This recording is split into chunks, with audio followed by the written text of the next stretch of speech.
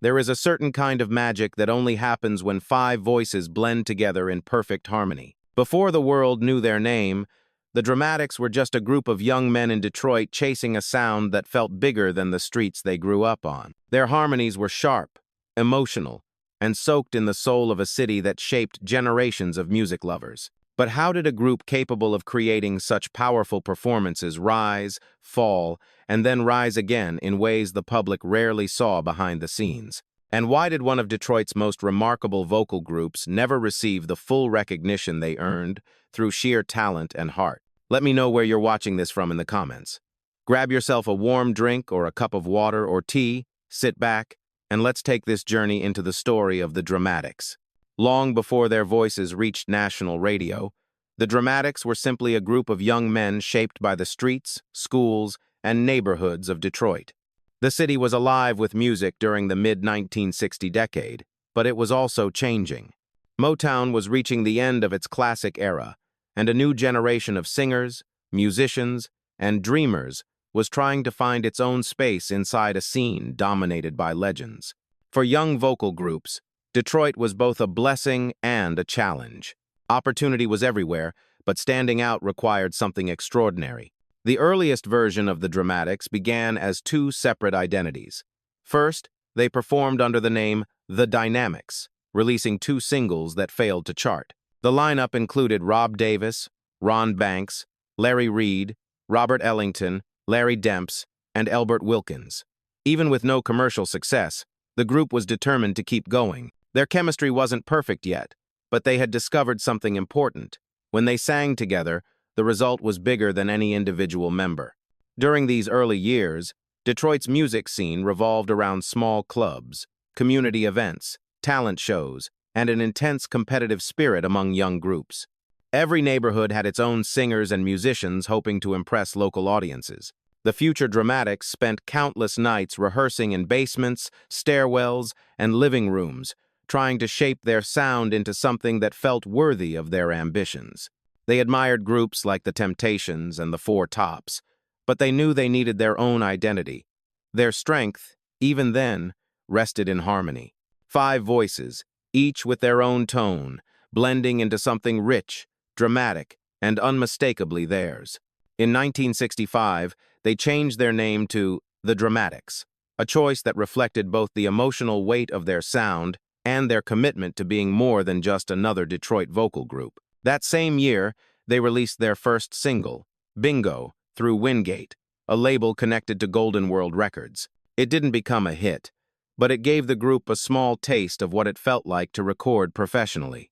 More importantly, it gave them confidence that they were heading in the right direction.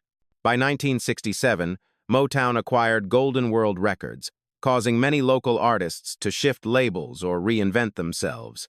The Dramatics moved to Sport Records and recorded All Because of You, which reached number 42 on the R&B charts. It wasn't a major breakthrough, but for a group that had spent years fighting for recognition, it was proof that someone out there was finally listening. Still, early momentum didn't come without complications. Despite the small success, tension grew inside the group. The lack of consistent progress frustrated some members, leading to discouragement and internal conflict. This resulted in major personnel changes. Larry Reed, the original lead singer, stepped away and was replaced by William "Weegee" Howard, whose gritty, emotional voice would soon become one of the defining sounds of the Dramatics. Rob Davis was replaced by Willie Ford, whose deep bass added a powerful new layer to the group's harmony structure. These changes were difficult, but they marked the beginning of the group's transformation. The addition of Howard and Ford created a lineup that would later become known as the Classic Five: Ron Banks, Weegee Howard, Elbert Wilkins, Willie Ford, and Larry Demps. This version of the group carried a vocal blend that felt deep, complex, and instantly recognizable, even before they achieved national fame. Another turning point arrived when the Dramatics signed with producer Don Davis. He saw potential in their harmonies that other labels had overlooked. Don Davis was a believer in structure and discipline, pushing the group to polish their delivery, refine their blend, and think beyond Detroit's local scene. Although their early efforts under Davis did not yet produce chart success, the experience toughened them. Between 1967 and 1971, they recorded, toured, rehearsed, and waited for their moment. It was a long stretch of near silence on the national level, but the group never broke. The Dramatics' early life was not defined by quick success. It was shaped by persistence, rehearsing until late at night, losing members, rebuilding, watching other Detroit acts get the spotlight while they remained in the shadows. But those years formed the emotional backbone of the group. When their breakthrough finally arrived, they were ready not only because of talent, but because of everything they had endured on the way there. As the 1970 decade approached, the Dramatics found themselves suspended between hope and uncertainty. Demps and Wilkins completed the blend with warmth and balance. By the late 1960 decade, their sound was no longer just promising. It was unmistakable, but chemistry alone could not carry them. They needed a song powerful enough to break through the noise of the industry. That opportunity arrived when producer Don Davis summoned them to the studio in 1971. Their early move to Stax Records in 1968 should have been the opportunity they had waited for. Stax was a major force in soul music, a label responsible for shaping the careers of giants. But their first release under Stax failed to connect. It came and went quietly, leaving the group once again wondering if their moment would ever arrive. Months turned into years, and although they continued to record and perform, the national scene barely noticed. Between 1967 and 1971, their presence on the charts was almost non-existent. Still, something crucial was happening behind the scenes. Their lineup stabilized around what would soon be known as the Classic Five: Ron Banks, Weegee Howard, Elbert Wilkins, Willie Ford, and Larry Demps. Each man brought a distinct vocal character. Banks carried the smooth, elegant lead. Howard delivered a raw, emotional edge. Ford grounded the harmonies with a deep, thunderous bass. Demps and Wilkins completed the blend with warmth and balance. By the late 1960 decade, their sound was no longer just promising. It was unmistakable, but chemistry alone could not carry them. They needed a song powerful enough to break through the noise of the industry.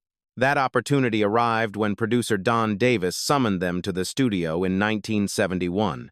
Davis had worked with the group before, but this time he believed he had something that fit them perfectly. A new track written by Tony Hester titled, "What You See Is What You Get." The moment the group heard it, they knew it was different. The arrangement was sharp, rhythmic, and full of attitude. It gave Howard the space to unleash his gritty vocals while allowing the harmonies to hit with precision. Recording the song felt like capturing lightning. The Dramatics were ready, honed by years of near misses, personality changes, and hard lessons. When the single was released, everything changed. What You See Is What You Get climbed quickly, reaching number 3 on the R&B charts and staying there for 15 weeks.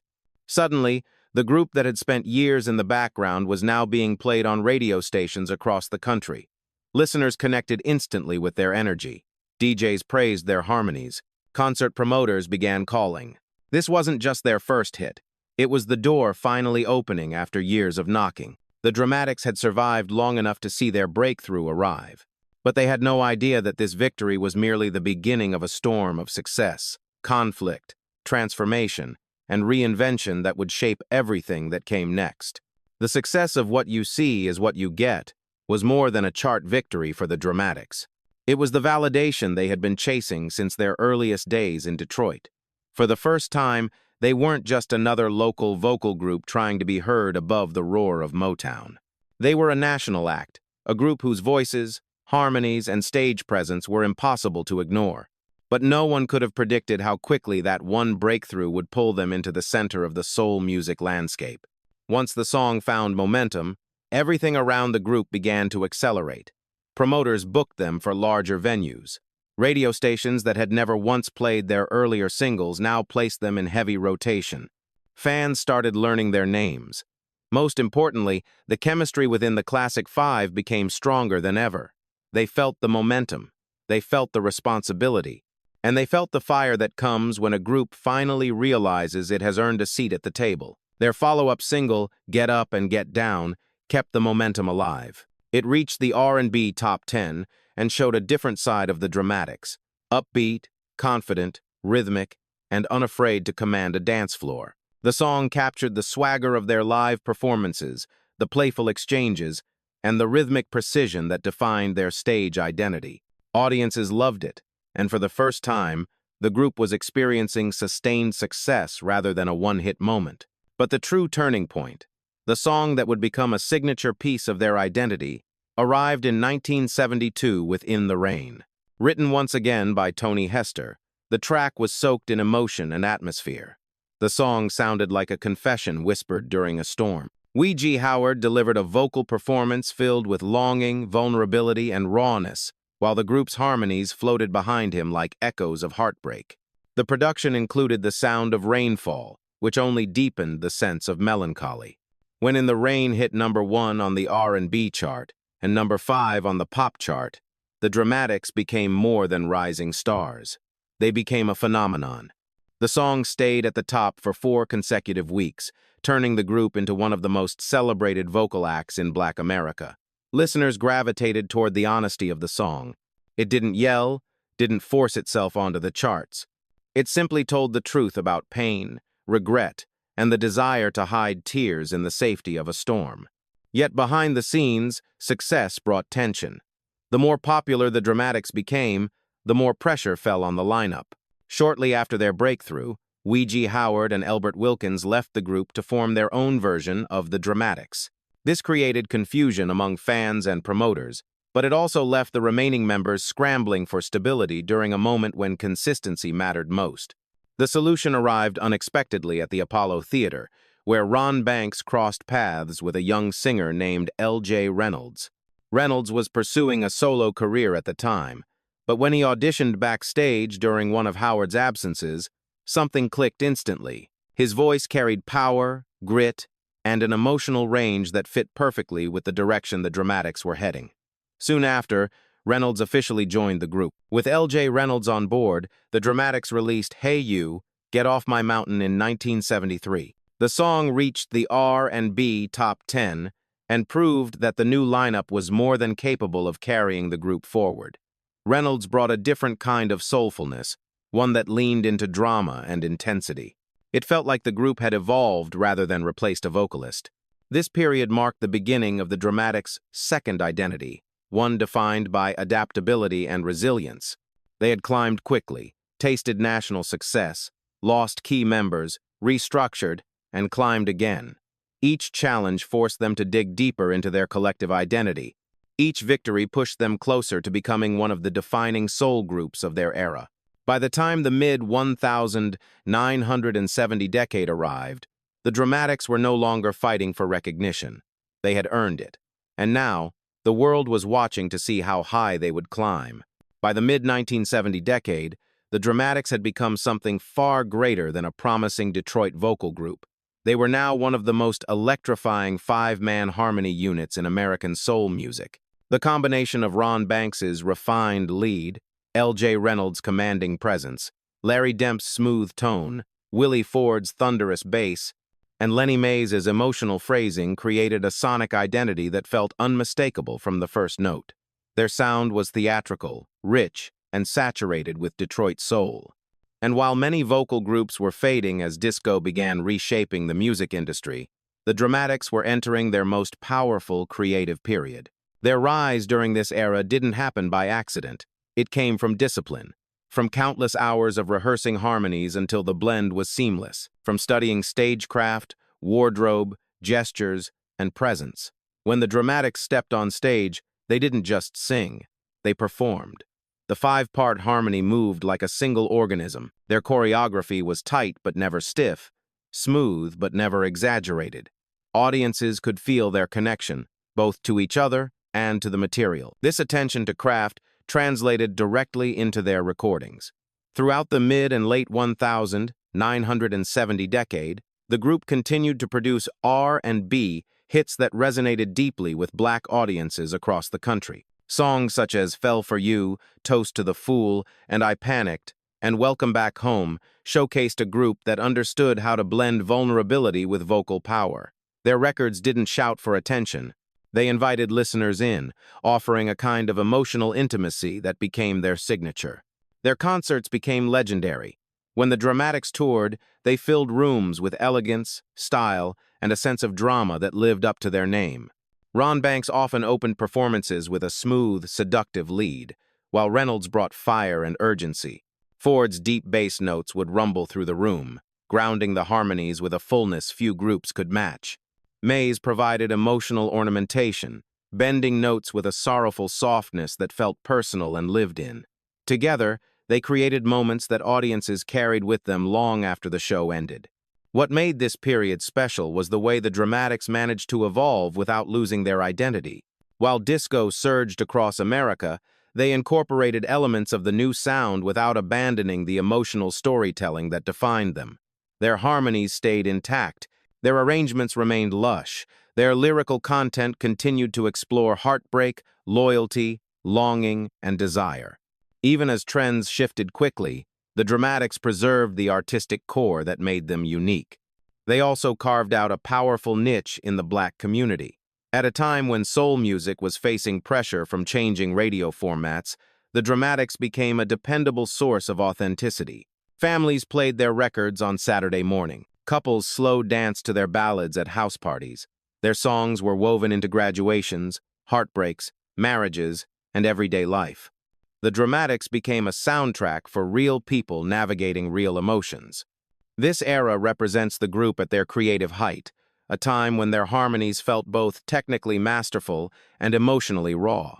They had earned their place, they had built their sound, and they had become a pillar of Detroit soul in a decade defined by change. But even as they stood strong in the spotlight, pressure was building quietly in the background. Internal fractures, shifting lineups, and the ever-changing music landscape were preparing to test them in ways no stage or studio ever could. By the mid-1970 decade, the Dramatics had become something far greater than a promising Detroit vocal group. They were now one of the most electrifying five-man harmony units in American soul music. The combination of Ron Banks's refined lead, L.J. Reynolds' commanding presence, Larry Demp's smooth tone, Willie Ford's thunderous bass, and Lenny Mays' emotional phrasing created a sonic identity that felt unmistakable from the first note. Their sound was theatrical, rich, and saturated with Detroit soul. And while many vocal groups were fading as disco began reshaping the music industry, the Dramatics were entering their most powerful creative period. Their rise during this era didn't happen by accident. It came from discipline, from countless hours of rehearsing harmonies until the blend was seamless. From studying stagecraft, wardrobe, gestures, and presence. When the Dramatics stepped on stage, they didn't just sing, they performed. The five-part harmony moved like a single organism. Their choreography was tight, but never stiff, smooth, but never exaggerated. Audiences could feel their connection, both to each other and to the material. This attention to craft translated directly into their recordings. Throughout the mid and late 1970 decade, the group continued to produce R&B hits that resonated deeply with Black audiences across the country. Songs such as Fell for You, Toast to the Fool, and I Panicked, and Welcome Back Home showcased a group that understood how to blend vulnerability with vocal power. Their records didn't shout for attention. They invited listeners in, offering a kind of emotional intimacy that became their signature. Their concerts became legendary. When the Dramatics toured, they filled rooms with elegance, style, and a sense of drama that lived up to their name. Ron Banks often opened performances with a smooth, seductive lead, while Reynolds brought fire and urgency. Ford's deep bass notes would rumble through the room, grounding the harmonies with a fullness few groups could match. Mays provided emotional ornamentation, bending notes with a sorrowful softness that felt personal and lived in. Together, they created moments that audiences carried with them long after the show ended.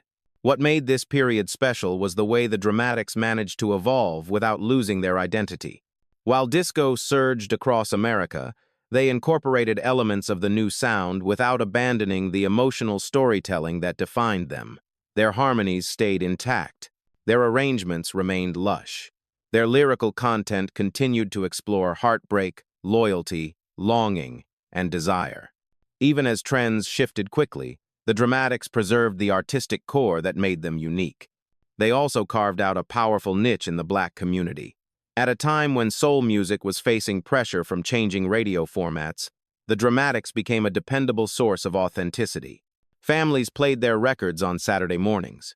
Couples slow danced to their ballads at house parties. Their songs were woven into graduations, heartbreaks, marriages, and everyday life. The Dramatics became a soundtrack for real people navigating real emotions. This era represents the group at their creative height, a time when their harmonies felt both technically masterful and emotionally raw.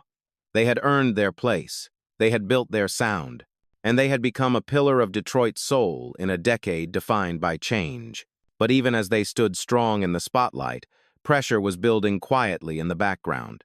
Internal fractures, shifting lineups, and the ever-changing music landscape were preparing to test them in ways no stage or studio ever could.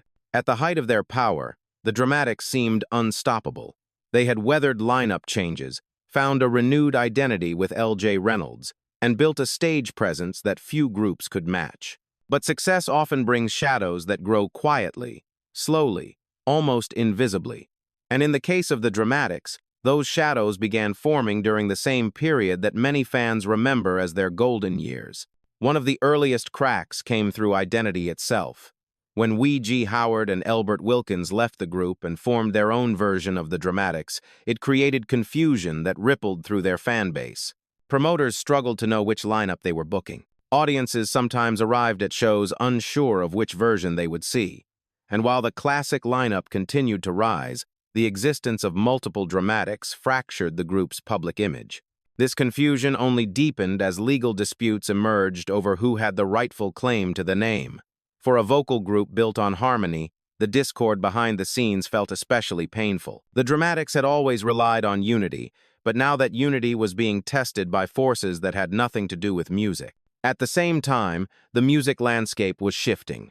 Disco surged across the country, demanding a different sound, a different energy. The industry became more focused on dance floors than harmonies, and while the Dramatics adapted better than many of their peers, the pressure to evolve was immense. They found themselves balancing the desire to stay true to their Detroit soul roots with the need to fit into a rapidly changing marketplace. It was a delicate line to walk, and the weight of that balance began to take a toll. Then came the personal strain. Endless touring, demanding schedules, and the emotional labor of performance began to push members toward exhaustion. When L.J. Reynolds briefly left for a solo career and Larry Demps stepped away to focus on his family, the stability of the five-part harmony that had defined their identity began to crumble. Their sound could change, but losing the emotional chemistry they had built over years was a deeper wound. The seeds of tragedy didn't arrive as one dramatic moment. They came quietly. A lineup shift here, a legal dispute there, a new trend that pulled audiences in a different direction. But together, they created a slow, burning storm that was preparing to reshape everything the Dramatics had fought for. They were still shining, still performing, still loved, but beneath the applause, a fragile foundation was beginning to tremble. By the late 1970 decade, moving into the early 1980 decade, the Dramatics faced a challenge far more complex than chasing chart success. They were now confronting the slow unraveling of the structure that had carried them from Detroit street corners to national stages. What made this period difficult was not a sudden collapse, but a gradual erosion, the kind that wears down a group from the inside long before the public notices anything is wrong. The most destabilizing blow came when L.J. Reynolds left the group in 1981 to pursue a solo career. Reynolds had become a core part of the group's second identity, a voice that added dramatic tension, grit, and passion. His departure left a void that was difficult to fill.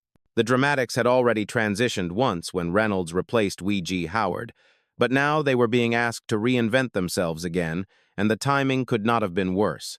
The music industry was moving rapidly toward new sounds, new production techniques, and new expectations. Without a stable lineup, adapting became even harder. Larry Demps, another foundational member, also chose to leave around this time. After being part of the group since 1964, he stepped away to pursue teaching and spend more time with his family. His exit removed one of the group's most consistent pillars. Demps had been part of nearly every harmony stack, every studio session, every tour. He represented continuity, and losing him made the group feel like it had lost a part of its spine. The Dramatics attempted to push forward. They signed with Capitol Records in 1982 and prepared to release new material without Don Davis, the producer who had guided so much of their early development. Working without Davis meant losing the creative stabilizer who understood their sound better than anyone else. His absence forced the group to navigate production, arrangements, and direction on their own during a moment when they needed clarity more than ever. Their first Capitol album showed effort and determination, but without the unity and chemistry of earlier years, the results felt uneven. Critical reception noted the inconsistency, and commercially, the album struggled to make an impact. Radio formats were shifting toward more polished, synth-heavy production, and classic vocal groups found themselves fighting for space in a marketplace that no longer favored harmony-based soul. Then came one of the most painful blows of all, Ron Banks, the founding member whose silky baritone helped define the group's identity, decided to try a solo career as well. Banks had been the emotional anchor of the Dramatics since the beginning, the voice that tied together every era of their evolution. His departure left the group without its most recognizable presence, and it was a loss felt not only musically but spiritually. With key members gone, conflicting versions of the group operating simultaneously, and the industry shifting away from traditional vocal acts, the Dramatics entered a period of uncertainty that tested everything they had built. Touring slowed, recording slowed, and for the first time in their long career, the group that had once survived every setback now faced the possibility of fading into silence. They disbanded for a short period in the mid-1980 decade, not out of anger but exhaustion. Decades of working, shifting, rebuilding, and proving themselves had taken its toll. But even in this moment of crisis, the Dramatics didn't disappear completely. Their bond, their history, and their belief in their craft remained alive beneath the surface. The storm had hit them hard, but the story was not over. When the dust settled from the departures, the label changes, and the industry's shifting tide, the Dramatics found themselves facing a version of their career they had never imagined. They were no longer riding the momentum of hit singles or sold-out tours. Instead, they were dealing with the long quiet that follows years of instability. The consequences of lineup changes and internal fractures did not arrive all at once. They appeared gradually, shaping the group's future in ways no one could fully control. One of the most visible consequences was the emergence of multiple versions of the Dramatics performing at the same time. With former members forming their own lineups, the name began to splinter. For fans, this created confusion. Which version was real? Which version had the voices they remembered? Promoters sometimes booked the wrong lineup. Audiences showed up unsure who they were about to see. And as the name fractured, so did the group's public identity. Another consequence was the emotional toll of losing core members, not just creatively but physically. In February 2000, William Howard passed away from a heart attack at the age of 49. His gritty, heartfelt vocals had shaped some of the group's most defining moments, and his loss hit the Dramatics community deeply. Then, in March 2010, Ron Banks collapsed at home and later passed away at the age of 58. Banks was more than a lead singer. He was the face of the group's earliest years, the voice that anchored every era, and the member who had held the pieces together even when everything else seemed to be falling apart. In May 2019, another blow arrived with the passing of Willie Ford at 68 years old. His deep bass had given the Dramatics one of the most recognizable low-end signatures in soul music. His presence on stage, towering and steady, had grounded the group for decades. Losing him felt like losing the foundation of a house still standing after a long storm. Commercially, the consequences were equally clear. The charts moved on. Radio moved on. The rise of new genres reduced the airtime for harmony-based soul. While their classics remained beloved, new releases struggled to find footing. The group continued to perform, but the mainstream spotlight that had once followed them began to fade. Yet, through all of this, the Dramatics remained committed to their craft. They kept touring, kept singing, kept preserving the sound they had spent their lives perfecting. Their legacy survived not because the industry protected it, but because the men who embodied that legacy refused to let it die. The consequences of their challenges were real, they were painful, but they never erased the truth of who the Dramatics were or what they gave to soul music. When the story of American soul music is told, certain names rise instantly to the surface. But woven between those giants are groups whose contributions run just as deep, even if history doesn't always shine a spotlight on them. The Dramatics belong firmly in that category. Their legacy, though quieter than some of their Motown-era peers, is powerful, far-reaching, and deeply embedded in the emotional memory of listeners across the United States. What made the Dramatics extraordinary was their mastery of harmony. 5 voices, each distinct, joining together to form a sound that felt cinematic, expressive, and instantly recognizable. Their arrangements carried the echoes of church choirs, Detroit street corners, and the vocal group traditions that shaped the black musical experience from the 1950 decade onward. In an era when vocal precision mattered, the Dramatics elevated harmony into a form of emotional storytelling. Their blend wasn't just musical, it was architectural, built with precision and feeling. In the American cultural landscape, their influence stretched far beyond chart positions. The Dramatics represented a specific kind of soul artistry that spoke directly to working-class black families. Their music played at backyard cookouts, house parties, slow dances, and long car rides. They appeared gradually, shaping the group's future in ways no one could fully control. One of the most visible consequences was the emergence of multiple versions of the Dramatics performing at the same time. With former members forming their own lineups, the name began to splinter. For fans, this created confusion. Which version was real? Which version had the voices they remembered? Promoters sometimes booked the wrong lineup. Audiences showed up unsure who they were about to see. Songs such as In the Rain and Toast to the Fool became staples of late-night radio, the kind of tracks that brought together heartbreak, reflection, and the unmistakable warmth of Detroit soul. Their catalog wasn't just consumed, it was lived in. Even as the industry shifted toward disco and later toward more synthetic sounds, the Dramatics continued to inspire vocal groups who came after them. But perhaps the most surprising element of their legacy emerged decades later in the world of hip-hop. Producers searching for warmth, texture, and authenticity began sampling the Dramatics' recordings. The atmospheric sadness of In the Rain and the grit of their early hits appeared in tracks by major rap artists who recognized the emotional power locked inside those old records. Sampling, in a sense, became a form of tribute. It brought the Dramatic sound into new generations of music while honoring the emotional landscapes they created. Globally, their impact was equally strong among soul enthusiasts. In the United Kingdom, Germany, and parts of Europe, the Dramatics remained a staple of classic R&B playlists. European audiences have long been known for their appreciation of American soul, and the Dramatics became a fixture in that tradition. Their performances overseas drew crowds who celebrated them not as forgotten acts but as master craftsmen of harmony and storytelling. Throughout the United States and abroad, their legacy lives in the emotion they left behind.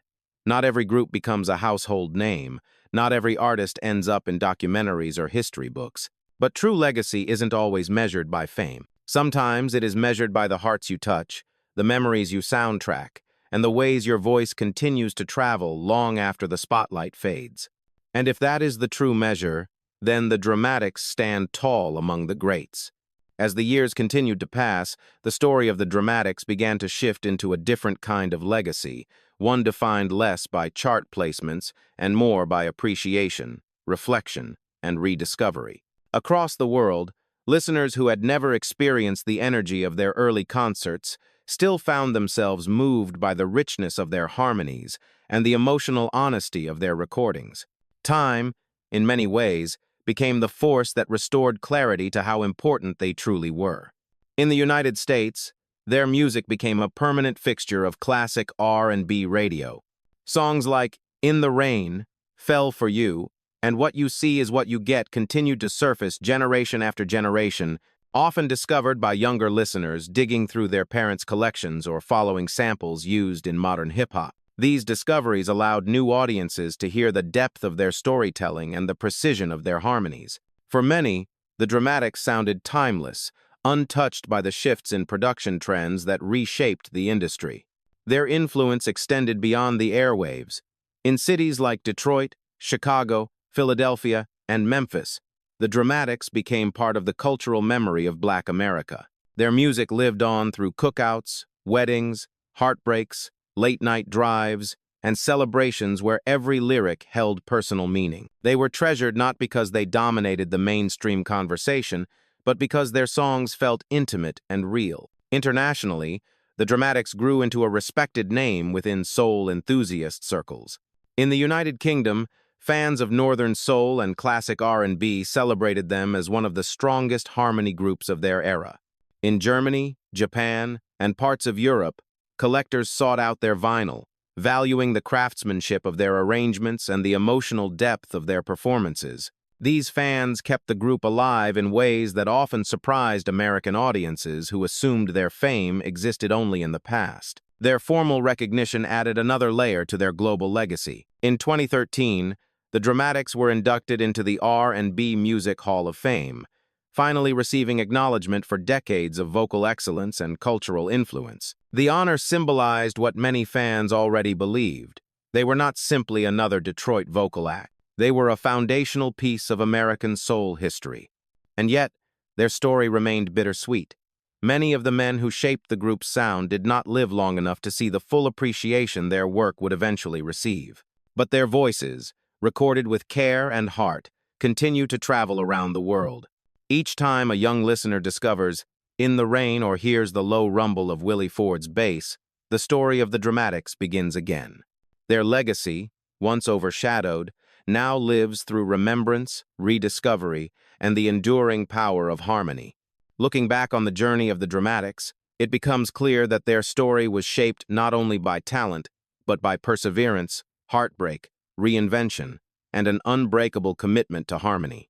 They were born in a Detroit still glowing with the last light of the Motown era, raised on the competitive energy of street corner singing, and refined by years of struggle before the world finally heard what they were capable of. And when they reached their peak, they delivered some of the most emotional and beautifully arranged soul recordings of their generation. Their path was never simple.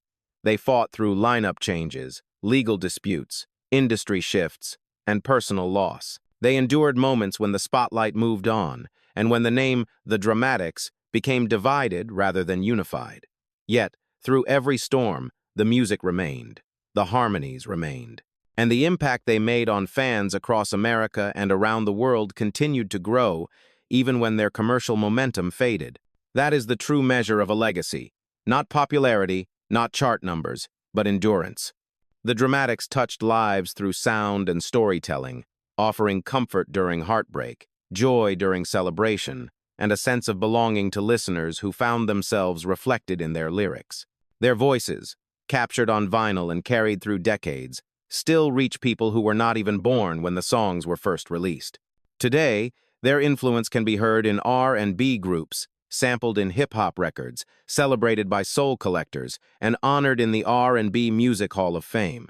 The men who shaped this group may no longer be here, but the echoes of their voices remain alive, powerful, and deeply human.